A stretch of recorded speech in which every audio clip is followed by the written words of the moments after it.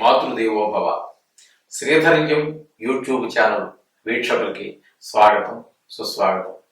ఈరోజు మనము మకర రాశి వారికి వారఫలాలు 4వ తారీఖు ఫిబ్రవరి నెల 2024 నుండి 10వ తారీఖు ఫిబ్రవరి నెల 2024 వరకు గ్రహగతులు ఏ విధంగా ఉన్నాయి, వాటి వలన ఈ మకర రాశి వారి యొక్క ఫలితాలు ఏ విధంగా ఉంటాయి అనేటువంటి విషయాలు మనం చర్చించుకునేటువంటి ప్రయత్నం చేద్దాం. ఇప్పుడు రాశిలోనే రవి బుధుల యొక్క సంచారం జరుగుతోంది. రవి బుధుల యొక్క సంచారం జరుగుతోంది. ద్వితీయంలో శనీశ్వరుని యొక్క సంచారం జరుగుతున్నది. అట్లాగే తృతీయంలో రాహు యొక్క సంచారం జరుగుతున్నది. చతుర్థంలో గురువు యొక్క సంచారం జరుగుతున్నది. ఇక పోయినట్టయితే భాగ్యస్థానంలో కేతు యొక్క సంచారం జరుగుతూ ఉన్నది. వ్యయ స్థానం దగ్గరికి వచ్చేటప్పటికి కుజ శుక్రుల యొక్క సంచారం జరుగుతూ ఉన్నది. ఈ విధంగా జరగటం వల్ల వచ్చే ఫలితాలు ఏ విధంగా ఉంటాయి అంటే, రాశిలోనే రవి యొక్క సంచారం వల్ల ఏమవుతుంది అంటే ఆయనకి కొంచెము చిన్నపాటి అనారోగ్యాలు జరిగేటువంటి విషయము, కోపం ఎక్కువ రావటము, తద్వారా మాటలో కలుగుతనము, అలాగే చిన్నపాటికి అనారోగ్యాలు, చిన్నపాటి గాయాలు కూడా జరిగే అవకాశం ఉంటుంది. తన మీద తనే నెత్తిని దుమ్ము పోసుకునేటటువంటి పరిస్థితులన్నీ ఈ జన్మంలో రాహు వల్ల జరుగుతూ ఉంటాయి. అలాగే బుధుడు కూడా మాట సరి అయిన విధంగా ఆలోచించకపోవడం వల్ల ఆ రవి యొక్క ప్రవర్తనకి అనుగుణంగా కొంచెం ఆజ్యం పోయటం ద్వారా సరిగా మన బుద్ధి వికసించదు. దాని ద్వారా అది సూర్యుడికి కొంత ప్లస్ పాయింట్ అవుతుంది. మన సరైన జ్ఞానాన్ని ఉపయోగించి వీడు సరిగా మాట్లాడినట్టయితే కొంచెము సూర్యుడు తగ్గే అవకాశం ఉంటుంది. కానీ అక్కడ ఈయన యొక్క సహకారం కూడా ఉండటం వల్ల ఆ ఇద్దరి కలయిక వల్ల అక్కడ మీకు ఏమవుతుందంటే మరింత మాటలో కఠినత్వం, ఆ విధంగా ఎదరవాళ్ళని అవమానపరచడం, కొన్ని సందర్భాల్లో వీళ్ళు అవమానాలు పాలవటం కూడా మనకు జరుగుతూ ఉంటుంది. అది సరి అయిన ఆలోచన ద్వారా లేకపోవటం వల్ల తీవ్ర స్వభావం ఆ విధంగా జరుగుతుంటుంది. ఇక ద్వితీయంలో శని ఏమాత్రం యోగించజాలడు. కానీ స్వక్షేత్రమైనందువల్ల ప్రతిసారి చెప్పుకున్నట్టుగా ప్రతి రాశికి మనం చెప్పుకుంటున్నట్టుగానే ఈ శనీశ్వరుడికి స్వక్షేత్రమైనందువల్ల అంతగా బాధించజాలడు.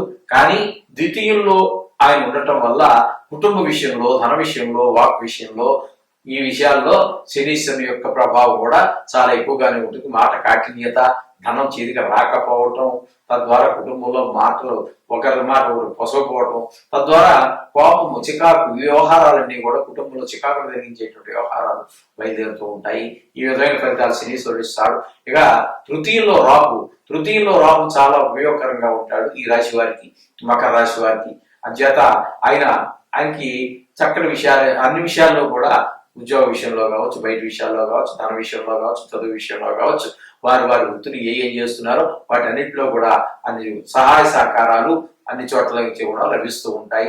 ఆ విధంగా రాహు యొక్క ప్రభావం ఈ మకర రాశి జాతకులకి కనిపిస్తూ ఉంటుంది. ఇక చతుర్థంలో గురువు ఉన్నారండి. చతుర్థంలో గురువు యొక్క ప్రభావం కూడా అనుకూలమైనటువంటి ఫలితాలను ఇవ్వజాలదు. మనకి ఆ ఫలితాలు ఇవ్వజాలదు.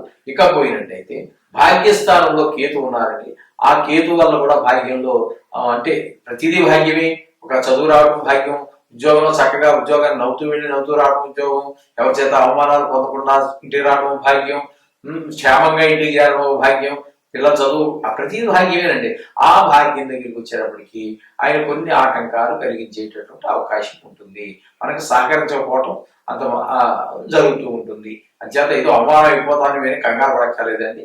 ఆ సహకారం, ఆ విషయాల యొక్క అభివృద్ధి విషయంలో కొంచెం సహాయ సహకారాలు మనకి కేతువు ద్వారా లభించజాలవు.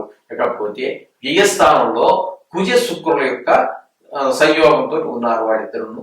ఆ కుజ శుక్రుల యొక్క సంయోగం ద్వారా కుజుడు వ్యయంలో ఉండటం అనేటటువంటి దాని ద్వారా మనకి ఏమాత్రం ప్రయోజనం లేదండి. కాకపోతే శుక్రుడు వ్యయంలో ఉన్నప్పటికీ, గోచార రీత్యా 12లో ఉన్నప్పటికీ ఒక 2 రోజులు మాత్రం ఉంటారు. తదుపరి శుక్రుడు మకరంలోనే ప్రవేశిస్తున్నారు. అక్కడికి వెళ్ళినప్పుడు కూడా శుక్రుడు మనకి యోగకారకుడే అవుతున్నారు.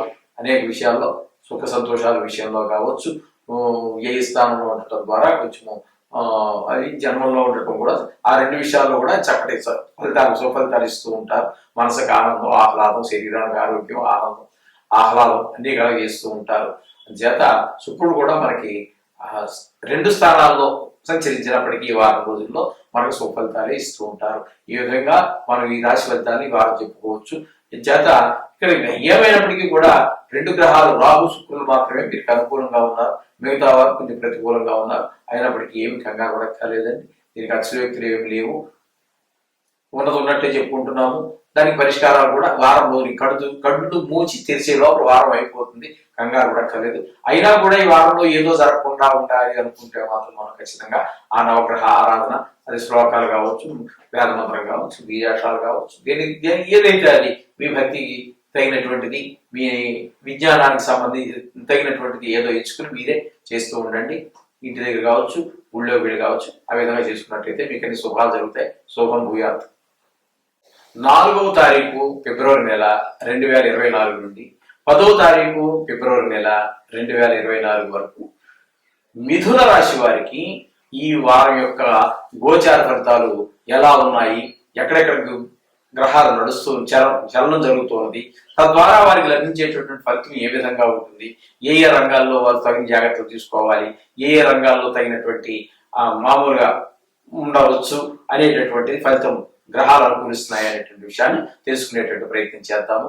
ఇప్పుడు ముఖ్యంగా మిథున రాశి వారికి చతుర్థంలో కేతు యొక్క సంచారం జరుగుతోందండి. చతుర్థంలో కేతు సంచారం జరుగుతోంది. సప్తమంలో కుజ శుక్రుల యొక్క సంచారం జరుగుతోంది.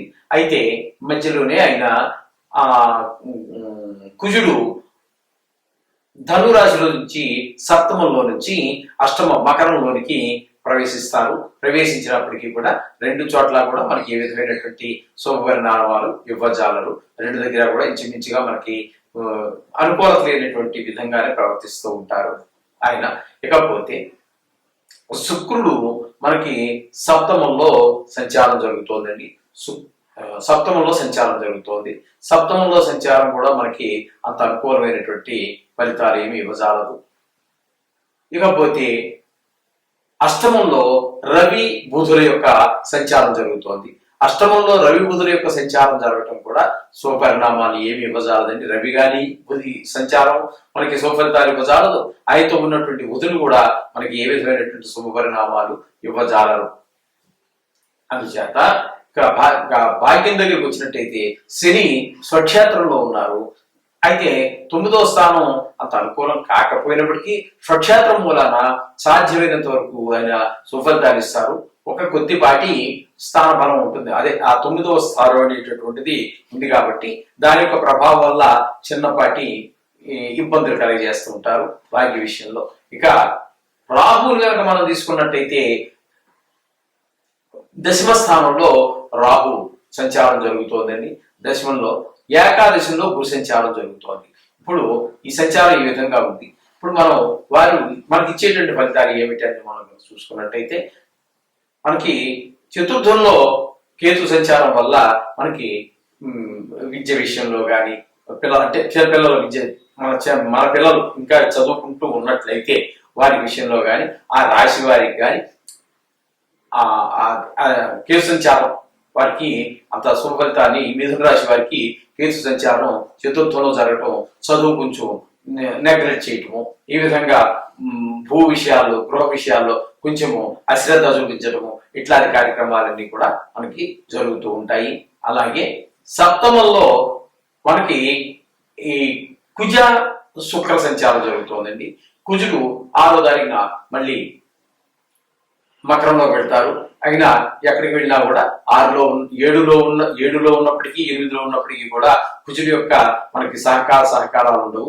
అట్లాగే కుటుంబ విషయంలోనూ కొంచెము భార్య పిల్లలతో కొంచెం కటువుగా మాట్లాడటం అని ఈ విధమైనటువంటి తద్వారా కొంచెము మంచి విషయాలు భార్య బిడ్డలతో కొంచెం సఖ్యత లేకపోవడము, ఈ విధంగా మీరు మాట్లాడే మాట ద్వారా వాడు కొంచెము నొచ్చుకోవటము, ఇట్లాంటి లేదా వాడు మాట్లాడటం ద్వారా మీరు నొచ్చుకోవటము, ఇట్లాంటివన్నీ జరుగుతూ ఉంటాయి. అదే విధమైనట్టుగానే శుక్రుడు కూడా మనకి వివాహకారకుడు కాబట్టి మామూలుగా ఆయన సప్తమ స్థానంలో ఉండడం, ఆయన దాని వల్ల కూడా మనకి కుటుంబ స్థానంలోనూ అదే భార్య బిడ్డలతో కొంచెం మాట కట్టుతాము, వాళ్ళతో కూడా మన మాట వాళ్ళకి పొసగకపోవటము, వారి మాట మనకు పొసగకపోవటము, ఈ విధమైనటువంటి కాకుండా మనకి శుక్రుడు వల్ల లభించేటటువంటి సౌకర్యాలు ఏవైతే ఉన్నాయో అవి కూడా మనకి సుఫలితాలు ఇవ్వజాలవు. ఇక అష్టమంలో రవి బుధుడు ఉన్నారు, అది కొంచెం మనకి కొంచెం ఆరోగ్య విషయంలో వాటిలో కొంచెం ఇబ్బంది పెట్టేటటువంటి అవకాశం ఉంది.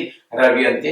మన బుద్ధుడు ఏంటంటే మనకి జ్ఞానం సరిగా, మనం అన్ని తెలుసున్న విషయాలే సరైన రీతిలో మనం ఆలోచించలేకపోవటం, ఇట్లాంటి పరిణామాలన్నీ మనకు జరుగుతూ ఉంటాయి.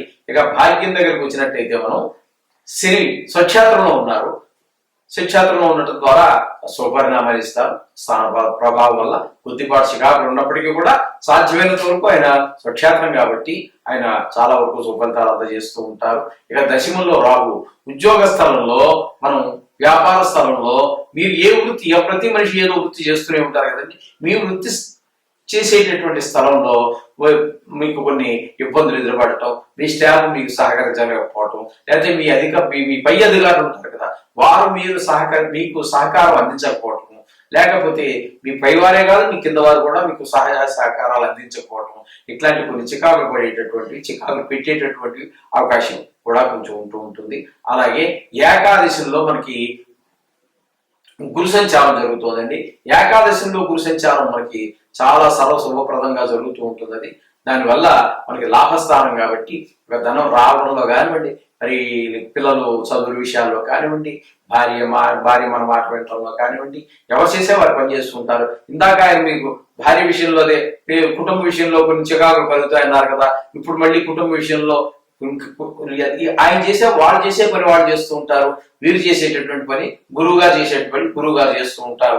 ఈ విధంగా లాభస్థానంలో ఉండటం వల్ల కొంచెం ధనానికి కొంచెం లోటు లేకపోవటము, లేకపోతే ఎవరు చేసే పని వాళ్ళు చేస్తుంటారు కాబట్టి మీ గురువు గారు లాభస్థానంలో ఉండటం వల్ల ధన విషయంలోనే కాదు మిగతా అన్ని విషయాల్లోనూ, ఒక పిల్లలు మీ మాట వినటంలో కావచ్చు, భార్య మీ మాట వినటంలో కావచ్చు, మన విషయంలో కావచ్చు, లేదా మిథున రాశి వారు మీరే మిథున రాశి వారు అయినట్టయితే మీరు చదువు విషయంలో మరింత ప్రోత్సాహకరంగా చదవటము, మంచిగా చదవటం, మంచి మార్కులు రావటము, ఇట్లాంటివి అన్ని శుభపరిణామాలు ఇవ్వడానికి గురువు గారు సమర్థులవుతూ ఉంటారు. అందుచేత ఈ వారంలో మీరు ముఖ్యంగా 3 గ్రహాలు మనకి చాలా శుభ ఫలితాలు ఇస్తూ ఉన్నాయి.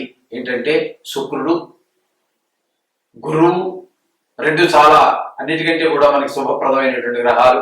అదే విధంగా శని కూడా స్వక్షేత్రంలో ఉన్న కారణంగా వీరికి ఏమాత్రం తీసుకోనేటువంటి విధంగా చక్కటి సుఫలితాలు అందజేస్తూ ఉంటారు. మిగతా గ్రహాలన్నీ కూడా కేతు కానివ్వండి, కుజుడు కానివ్వండి, రవి కానివ్వండి, ఈ విధంగా వీరు మనకి శుభఫలితాలు యువజాలండి. అందుచేత ఏమీ కంగారు పడాల్సిన పని లేదు. మనం చెప్పుకుంటున్నట్టుగానే వీరు నవగ్రహ జపాలు చేసుకోండి, మీ దేవాన్ని ప్రార్థించండి. అంచేత ఈ 3 గ్రహాలు మనకి చక్కగా ఫలితాలు ఇవ్వడం ద్వారా మనకి మంచి ఫలితాలు ఉంటూ ఉంటాయి. అంచేత శుభం భూయాత్. ఈ విధంగా పనిచేసుకోండి. ఈ విధంగా చేసుకున్నట్టయితే ఈ వారం అంతా కూడా ఈ విధంగా జరుగుతూ ఉంటుంది. మీరు నవగ్రహ ప్రార్థన మాత్రం మానవాకండి, జాతకంతో సరి చూసుకోండి.